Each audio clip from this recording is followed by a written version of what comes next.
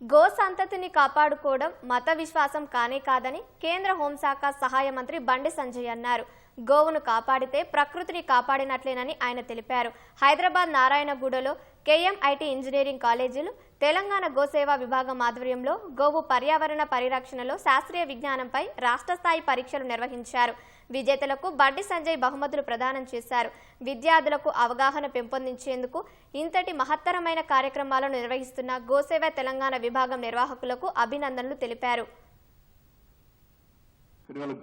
Go సంతతి అంతరించేటువంటి పరిస్థితి, ప్రమాదకర పరిస్థితి ఇవాళ దేశంలో నెలకొన్నదంటే దీని నుంచి ఏ విధంగా మనం కాపాడుకోవాలి మనకు ఆలోచించాల్సిన అవసరం ఉంది.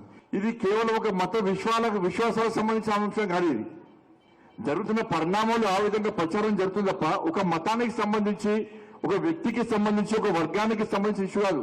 తప్పకుండా రాబోయే రోజుల్లో అన్ని మతాలు పోటీపడి ఈ గో సంతతిని కాపాడుకునే పరిస్థితి తప్పకుండా వస్తుంది. అటువంటి వాతావరణం ఈ ప్రపంచంలో, దేశంలో నిర్మాణం కాబోతుందని వాస్తవం.